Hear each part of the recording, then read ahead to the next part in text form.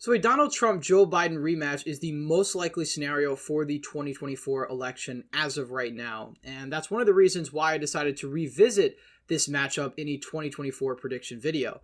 We're going to be taking a look at how Donald Trump would fare against Joe Biden in a rematch scenario, given all of these toss-up states. All of the states already filled out are the states that either candidate will win by 12 points or more. They're not really in any serious contention. I've added New Mexico and Virginia to the safe Biden category, since I believe Biden will win both of these states by 12 points or more against Donald Trump. But the rest of the states, the 216 electoral votes, really are up for grabs. So we're going to get through all of these states in just a second, but first, if you're new to the channel, please consider subscribing down below and liking this video if you enjoy.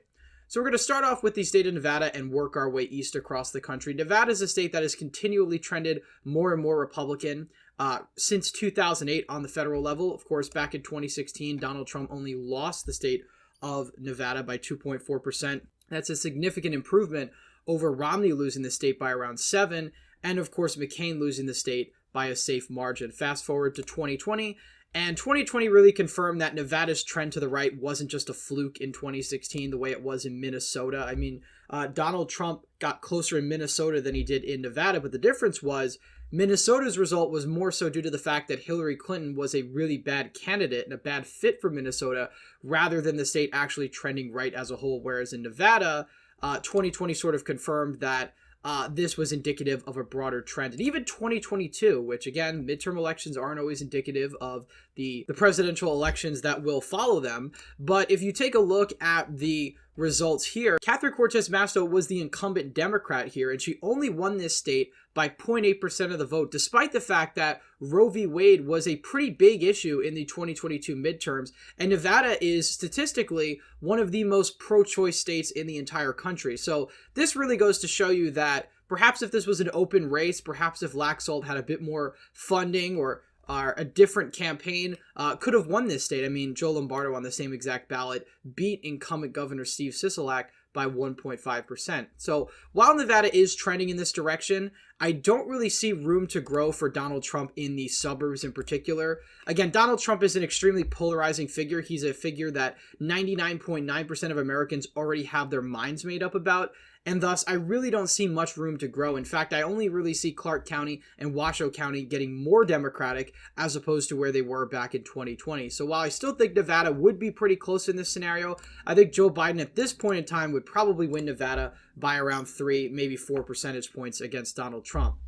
Moving on down to the state of Alaska. Now, this is a state we really don't talk about much in these videos because it's always assumed that Alaska is going to be a Republican state. But if you take a look at the 2020 election results, you know, Alaska was only a 10-point margin of victory for Republican Donald Trump. And Trump is going up against a candidate who had the best percentage of the vote for a Democrat since Lyndon Johnson back in 1964. So this really goes to show you how much Alaska has really trended in favor of the Democrats, or it could be more arguable that it's trended away from Republicans. Of course, you saw Mary Peltola win this special election last year, beating Sarah Palin, which was really an eye-opener, I think, for a lot of Republicans, that Alaska is not a state you could really take for granted. Now, I still think Republicans are heavily favored in Alaska going into 2024. I think in a rematch scenario, Donald Trump would probably win Alaska by high single digits, but I think he's going to continue to lose ground in places like Anchorage, places like Fairbanks, places that have been trending more and more left as time has gone on, particularly in the era, of course, of Donald Trump. Moving on up to the state of Arizona. This is one of those states that Republicans really should be winning. I mean, it's a state that Donald Trump won by 3.5 points back in 2016. He lost it by just 0.3 back in 2020.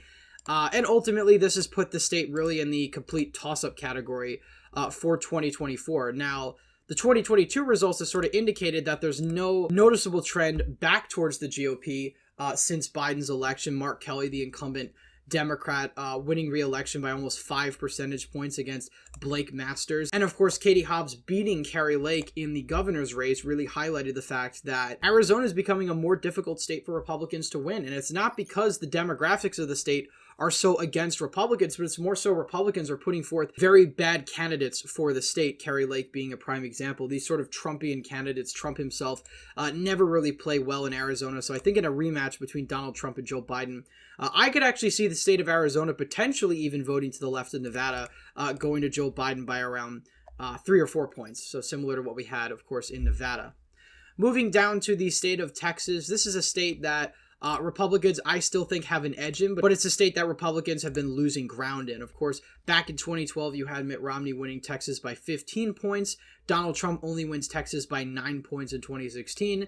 And then, of course, in 2020, Donald Trump only wins Texas by 5.6%. So it's only been trending in the leftward direction. Now, 2022 sort of saw a rebound for Republicans in Texas. Greg Abbott won re-election in the state by double digits against Beto O'Rourke. And down ballot Republicans did fairly well. They usually won in the high single digits or low double digits, which is a pretty good sign for the Republicans in Texas going forward. But again, you could argue Abbott carried the ticket as well as this being a more ancestrally Republican state anyway. But regardless, this is going to be a close state in 2024. Joe Biden is very unpopular in the state of Texas, but Donald Trump isn't much more popular than him here either. And Texas has the same trends that the rest of the nation has when it comes to suburban shifts in favor of Democrats. I mean, we saw that from 2012 to 2016. Dallas, Fort Worth, the Austin area, Houston, all trending away from Donald Trump and the Republicans. Fast forward to 2020, the exact same thing happens. Further shifts away from the Republican Party throughout suburban Texas. The only areas where Republicans had massive improvements was, of course, the Rio Grande Valley, which isn't a very populated part of the state. But again, when you're talking about a state that is getting closer and closer, it is somewhat significant. It could stall Democrats being able to flip this state for the first time since 1976. So while I think Donald Trump is a very bad fit for the state of Texas, I think Texas likes to elect basically any other conservative Republican that isn't Donald Trump. I still think he would probably end up winning the state against Joe Biden by about 2 to 3 percentage points at this rate. I think he would continue to lose ground in Dallas-Fort Worth. I think he would lose ground in the Austin area, but I think he'd probably continue to grow his margins in the Rio Grande Valley and ultimately stem off a flip in the state of Texas against Joe Biden. Moving on up to Nebraska's 2nd Congressional District. This is a very suburban district in Nebraska. I think Joe Biden wins this fairly easily. Donald Trump lost Nebraska's 2nd Congressional District by around 7 points. He won it very narrowly back in 2016. I think he's going to lose it again. Up in Minnesota, no real change here. I think Donald Trump probably loses the state of Minnesota by around 9. The midterms were pretty bad results for Republicans overall. In the state of Minnesota, they failed to flip any statewide offices. They came very close in the attorney general's race, but really this is an office they should have won anyway against Keith Ellison, who's been a very progressive, sort of soft on crime Democrat in a more working class Rust Belt state. You'd think this is prime territory for a flip for the Republicans, but it wasn't, which sort of indicates to you that the Minneapolis area is just too much for Republicans to overcome by doing better in rural areas. They have to improve in suburban areas or they're going to continue to lose the state of Minnesota. Donald Trump is probably the worst Republican to improve on suburban margins and as such would lose Minnesota by a wider margin than he did back in 2020 when he lost the state by around 7 points. Moving on down to Iowa, I think Trump will have no problem winning Iowa. I see this probably as around a 6 to 7 point margin. I think Biden will improve slightly in places like Polk County, Cedar Rapids, Scott County, but I think he might even improve a little bit in the eastern part of the state when it comes to the rural areas, sort of continuing this Midwestern rural shift in favor of Republicans. Moving up to Wisconsin, I really think this is the must-win state for the GOP going into 2024. Last time around, I was talking about Pennsylvania sort of being the keystone for the 2020 election. This time around, I think it's very much going to be Wisconsin. I mean, if we take a look at the midterm election results in Wisconsin, it was a split verdict. You had Democrats winning the governorship by around 3 points, and you had Republican Ron Johnson holding on in the state of Wisconsin by around 1 percentage point. Wisconsin was the third closest state in the nation, voting for Joe Biden by just 0.6, a smaller margin than Trump's 2016 victory margin, in which he won by 0.7. And of course, this was really due to the fact that the Republicans lost significant ground in the wow counties, even while doing slightly better in the rural parts of the state. And I think this is really the big problem with Donald Trump as a candidate. He just continues to lose ground in the suburbs for the GOP. He hurts down ballot candidates, and as a result, really dooms his chances at the 2024 election, especially given the fact that there's been no real change in Donald Trump's strategy from 2016, 2020 to 2024. Nothing has changed. Donald Trump is the same candidate. In the eyes of suburban voters, he's still this existential threat to the country, to a lot of these voters. And even going up against an unpopular Democratic incumbent like Joe Biden really doesn't change things for these voters. So as a result, I think Joe Biden would win Wisconsin by around 2 points. I think it would still be very close. I think Donald Trump would continue to lose ground in the wow counties. I don't think it would be as dramatic of a shift from 2016 to 2020. But I still think he'd lose significant ground, and probably some in the rural areas as well. Moving on over to Michigan. Michigan is another important state for the Republicans, although many Republicans have been writing off the state of Michigan given the 2020 result in which Donald Trump lost the state by around 3 points, and the midterm results which saw Democrats win by landslides in basically all statewide offices. Going back to 2016, this was the closest state. Donald Trump won Michigan by 0.3. Even I and many others early on, when Donald Trump was seemingly on track to win re-election early in 2020, had Michigan in the Democratic column. I think many people realized that Michigan flipping for the GOP, at least as of 2016, was very much a fluke. And was it something that was really going to be repeated even in 2020? I still stand by that. I think Michigan is still fundamentally a Democratic state. I think Joe Biden at this rate would probably win the state of Michigan by around 6.5 points against Donald Trump in a rematch. Moving on down to the state of Ohio. Ohio is a bit different than Pennsylvania, Michigan, and Wisconsin in the sense that it trended much further to the right from 2012 to 2016 and stayed that way. It really didn't trend that much more to the left in 2020. Of course, in 2016, Donald Trump won the state of Ohio by 8.1%.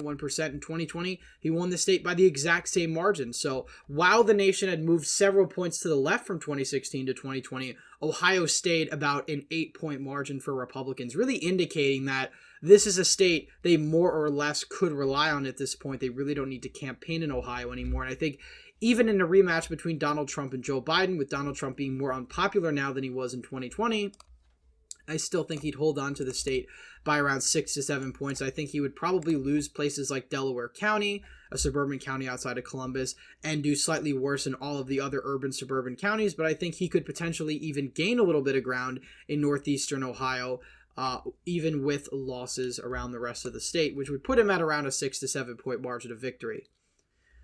Moving on up to the state of Maine. Maine at large, I think, will be an easy win for Joe Biden. I think 2016 really was a fluke for the state of Maine. Again, this was more so a reflection on Hillary Clinton being a poor candidate, more than Donald Trump and the Republicans putting up a good fight in the state. 2020 had Joe Biden winning the state of Nevada by around 9.1%. I think in this case, he wins it by narrow double digits. Trump wins Maine's 2nd congressional district by around 6 to 7. Moving on down to New Hampshire. This is a state that tends to always vote against incumbents. 2016, you saw Donald Trump almost win the state of New Hampshire. He was only 0.3% away from doing so in 2020. He ended up losing New Hampshire by 7.3. I think New Hampshire's trending more in the Democratic direction. It's been very purple for some time, lean blue, you could argue, but I think Joe Biden will win New Hampshire pretty easily in this scenario. I think he'd win it by around 8 to 9 points. Joe Biden in this instance slightly overperforming his 2020 margin, really breaking sort of this anti-incumbent streak that New Hampshire has had for some time now. Moving on down to Pennsylvania. This is another state that is crucial for Republicans if they want to win the White House. Donald Trump lost Pennsylvania by 1.2 back in the 2020 election. Of course, in 2016, he won Pennsylvania by 0.7, which really was a shock and sort of realigned a lot of the rural counties in the state. You know, places like Western Pennsylvania, which even as recently as 2015 were voting very down-ballot Democratic, were safe in the Republican camp. I think these trends are likely to continue in 2024, but I think where Donald Trump is going to do exceptionally bad is Allegheny County and the Philly Collar counties, which have only trended more Democratic since Donald Trump became the standard bearer of the GOP. And as such, I think Joe Biden would win the state of Pennsylvania by around 4 to 5 points. I think you'd see a fairly similar overall margin to Dr. Oz's Senate margin back in 2022. And I know Dr. Oz isn't Donald Trump. I know Dr. Oz only won around 89% of Republican voters, so obviously he had a massive issue there. Donald Trump probably won't have that issue again, but I think these suburban collar counties are going to be even more hostile to Trump than they were to Oz, and as a result, I think he'd lose the state by around the same margin.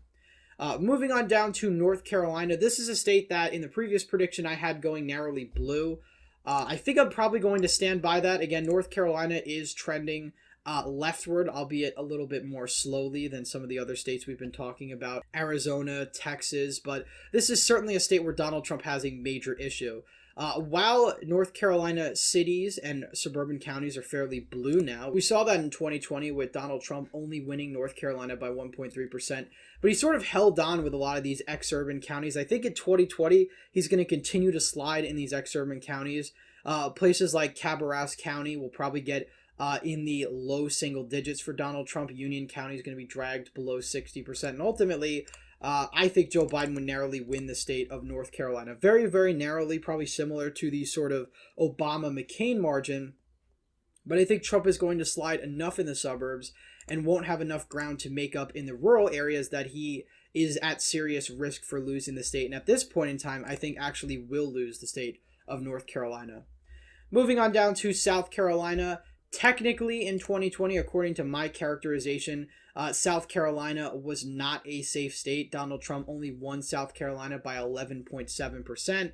I think he's going to win by a similar margin, which would put this in the likely category. I think at the worst, I think Donald Trump would win South Carolina by 9, but I see him more winning so by around 10 points. So a slight decrease, but South Carolina is very much in the stagnant Republican category. Republicans are continuously getting around 53 to 55% of the vote really since 2008. Democrats have always been stuck in the mid to lower 40s. I think that trend's likely to continue, and I think Donald Trump won't have any real problem winning South Carolina. Moving on down to Georgia, this is another state that many have suggested is a must-win for Republicans. Donald Trump lost Georgia by 0.2%, the first Republican to do so since H.W. Bush back in 1992.